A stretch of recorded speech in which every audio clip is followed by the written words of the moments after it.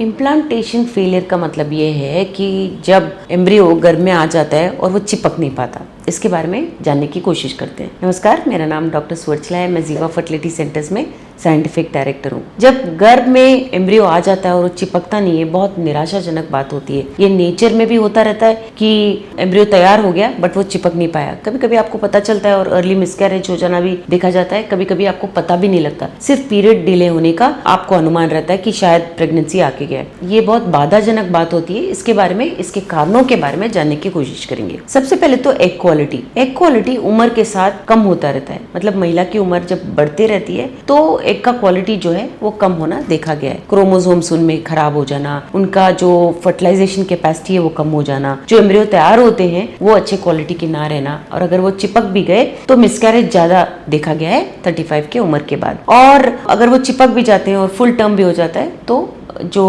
बच्चे हैं उनमें अबनॉर्मलिटीज भी देखे गए हैं। तो एग क्वालिटी बहुत बड़ा फैक्टर है। एम्ब्रियो क्वालिटी भी बहुत बड़ा फैक्टर है। एम्ब्रियो क्वालिटी अगर अच्छा ना रहे तो जो गर्भ है वो चाहे जितने भी अच्छे क्वालिटी का हो, कितना भी अच्छा ब्लड फ्लो रहे, उसमें एम्ब्रियो चिपक नहीं पाता, जिससे इम्प्लांटेशन फेलियर हो सकता है। तो एग और एम्ब्रियो दो ही है क्या? नहीं, स्पर्म भी सबसे इंपॉर्टेंट फैक्टर है। स्पर्म अगर अच्छा ना हो, स्पर्म में अगर काउंट अच्छा ना हो, मोटिलिटी हरकत अच्छी ना हो, तो भी ये अनुमान लगा जाता है कि शायद उसमें कुछ क्वालिटी में प्रॉब्लम है। मॉर्फोलॉजी, आकार में अगर कुछ प्रॉब्लम हो, सर में, उसके नेक में, ऐसे प्रॉब्लम्स होते हैं जो मॉर्फोलॉजी बोलते हैं, जिसे आकार, उसमें अगर प्रॉब्लम्स हो, स्पर्म के अंदर जो डीएनए होता है उसमें अगर डिफेक्ट्स हो, तो भी क्वालिटी अच्छा नहीं रहता है एम्ब्रियो का।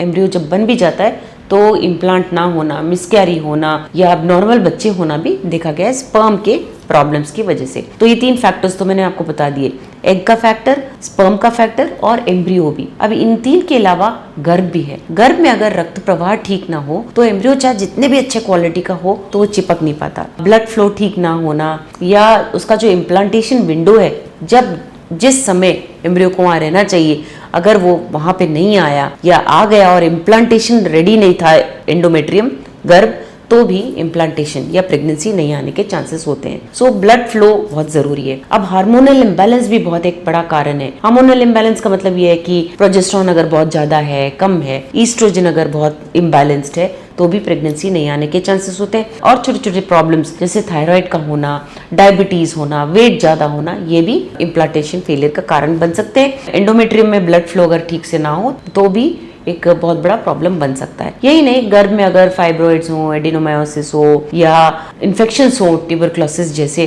तो भी इम्प्लांटेशन फेलियर हो सकता है। अगर आप आईवीएफ करा रहे हो तो भी ये हो सकता है। नेचर में भी, नेचुरल प्रेगनेंसी में भी ये एक प्रॉब्लम बन सकता है। इसके बारे में और जानकारी के लिए अगर आप और इन्फॉर्मेशन जानना चाहते हैं, अवश्य स्क्रीन पे दिखे हुए नंबर्स पे फोन कीजिए।